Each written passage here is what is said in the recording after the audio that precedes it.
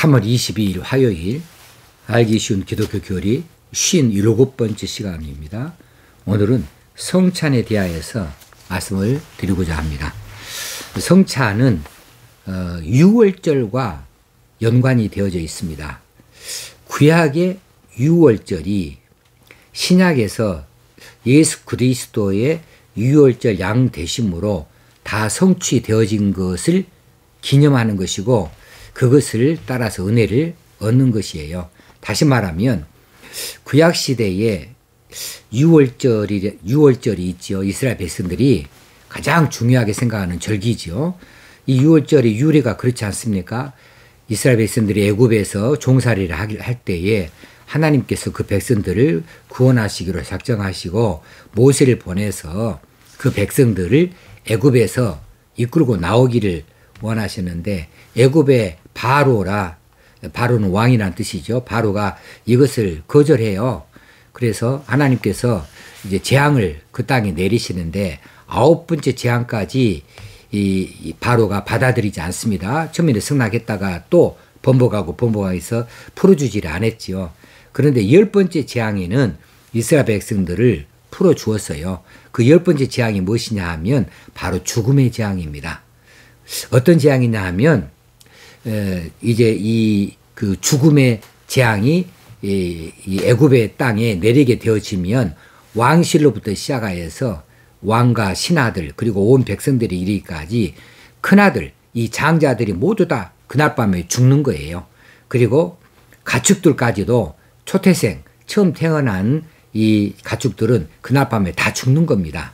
이 죽음의 신이 휩쓸고 지나가 버렸을 때 그 다음날 아침에는 온 애굽이 다 울음바다가 됐지요.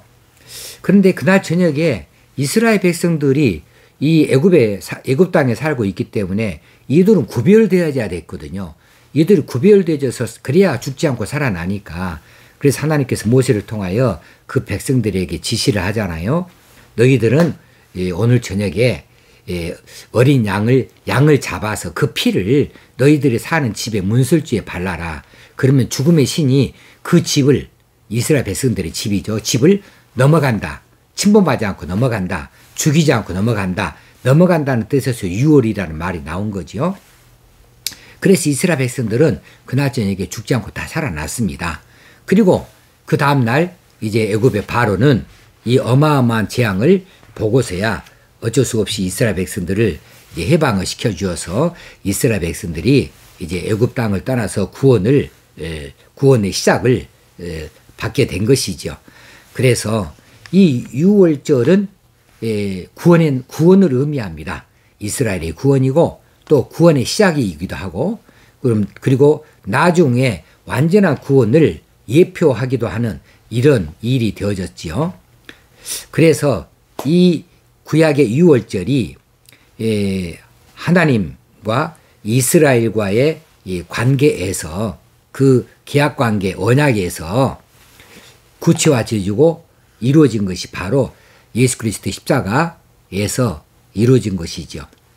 자, 먼저는 하나님과 이스라엘과의 사이에서 완전한 언약관계는 어디서 설립이 되느냐 하면 시내산에서 됐죠. 사실은 시내산에서 나는 너희의 백성이 있고 너희는 나는 너희들의 하나님 되고 너희는 내 백성이 되리라. 시내산에서 이 언약이 되어졌는데 그 언약의 시작이 언제 됐냐 하면은 구약의 유월절에서 되어졌고 그것이 영적으로 전 세계적으로 하나님의 백성들이 그 영혼이 구원을 받게 되어지는 것이 예수 그리스도의 십자가에서 못 박히시고 흘리신 피 그로 인하여서 죄사함 받고 구원을 얻게 되어지는 일에서 구체화되어지고 거기서 완성이 되어졌다 이렇게 말할 수 있으므로 이 예수 그리스도의 십자가 사건은 이미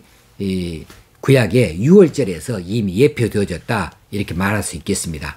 그런 의미에서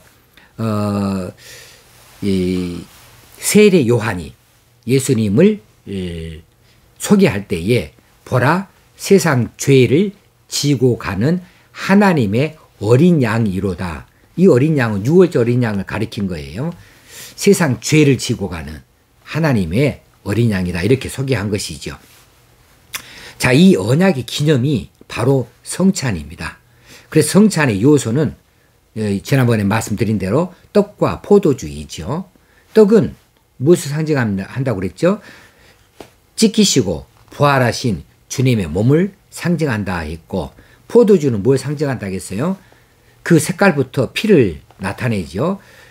우리의 구속을 위하여서 흘리신 주님의 피를 뜻한다 그랬습니다.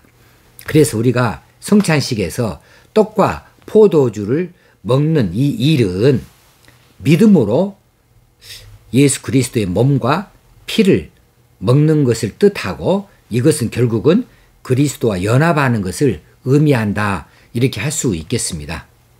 자, 그래서 성찬은 예수 그리스도의 죽음을 뜻하는 것이기도 하고, 왜냐하면 그분의 살과 그분의 피를 상징하는 떡과 포도주가 있으니까요.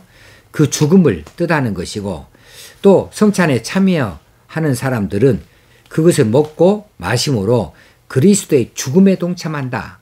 그건 자신의 옛사람, 죄인 되었던 과거의 자신을 십자가에서 예수 그리스도와 더불어 죽는 일에 동참하는 것을 뜻하는 것이지요. 그래서 성찬식은 자신의 과거의 옛사람, 죄인 되었던 그 신분의 자신은 자신이 지금 취하여 먹는 떡에서 마시는 이 잔에서 자신의 의미를 찾을 수 있어야 되죠.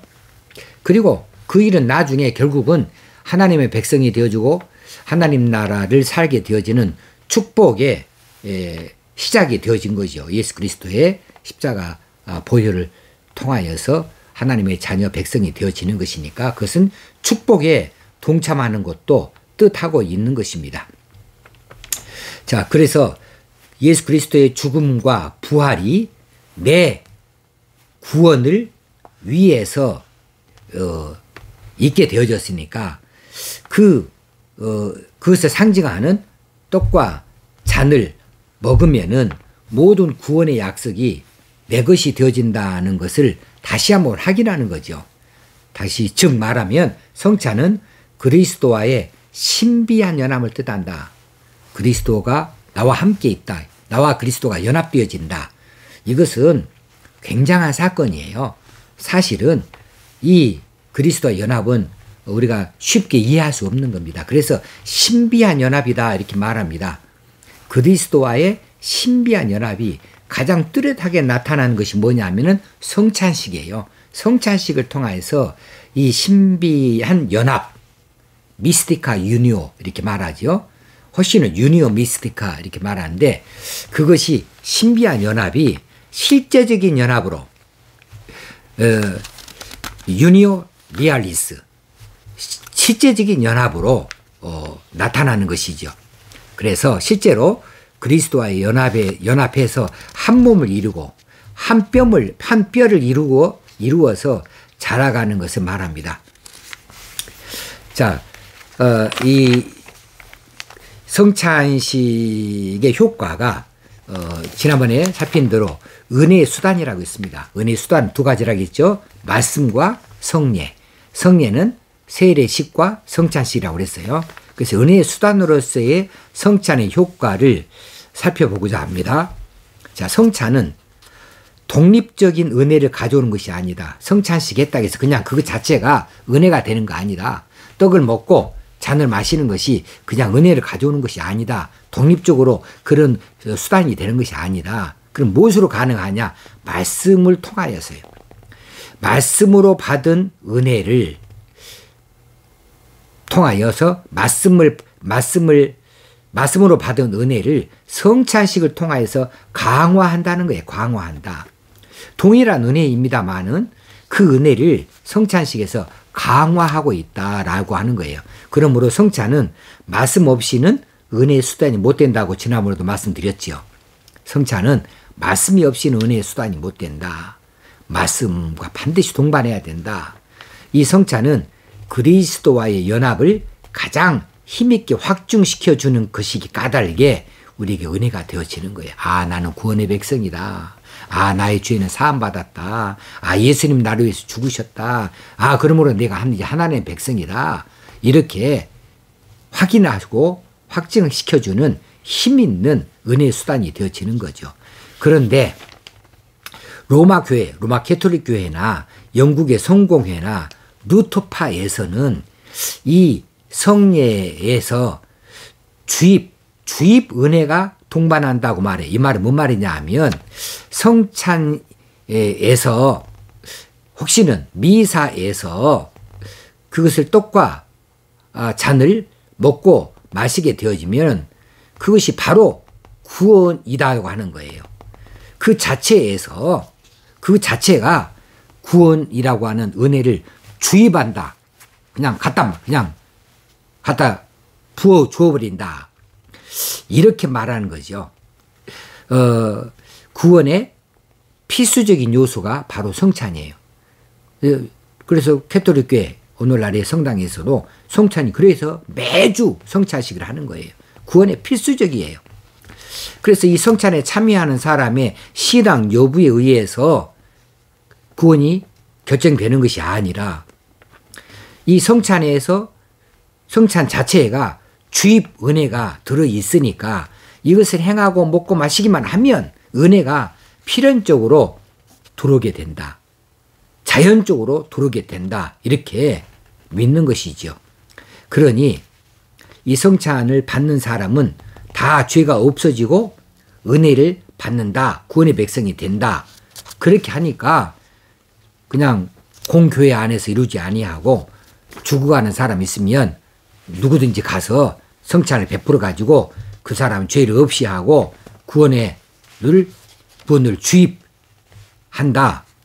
그래서 주입 은혜라고 말한다는 사실이에요. 그러나 우리 개혁교회에서는 그런 거 말하지 않습니다.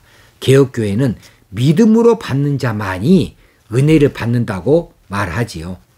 믿음으로 받아야만 그리스도와 연합이 되어지는 것이고, 그래서 그리스도를 통하여서 그 말씀으로 그 진리가 우리 안에서 은혜로 더 강화되어지고 넘치게 된다. 이렇게 받는 것입니다. 그러므로 이 사실을 잘 기억할 수 있어야 됩니다. 그리고 한 잔, 같은 잔이죠. 한 떡, 같은 떡이에요. 이것을 나누는 것이니까 우리는 한 형제다, 한 자매다, 그리스도 안에서 한 몸이다 라고 하는 사실을 상기할 수 있어야 되겠습니다. 자, 이 성찬과 그 참여하는 자에 대해서 말씀을 드리겠습니다. 성찬은 성도를 위해서 지팡하는 것으로서 세례받아서 영적으로 그 의미를 아는 자만이 참여할 수 있고, 그래야만이 그 사람이 은혜를 받을 수 있어요. 어린 아이들은 몰라요. 깨달아 알 수가 없습니다. 영적 의미를 깨닫지 못하니까. 자, 세례받아서 영적 의미를 알아야 된다 하는 사람은 그런 의미에서 신앙 고백이 이루어진 사람이어야 되죠. 신앙 고백으로 그리스도와 연합되어진 자만이 참여할 수 있다. 그러니 불신자는 혹시는 믿는다 하지만은 범죄에 한 일이 있거나 혹시는 아무것도 모르는 어린 아이들은 이 성찬에서 제외될 수밖에 없다는 거 하는 것이지요. 자, 그렇기 때문에 이 권징이라는 거, 이 장로교회는 이 권징이 중요하다고 그랬죠. 이 권징은 바로 성찬으로부터 시작합니다. 이 중요한 것이니까. 그래서 이 징계를 할 때 수찬 정지를 시켜요. 성찬에서 제외시킨다 그 말입니다.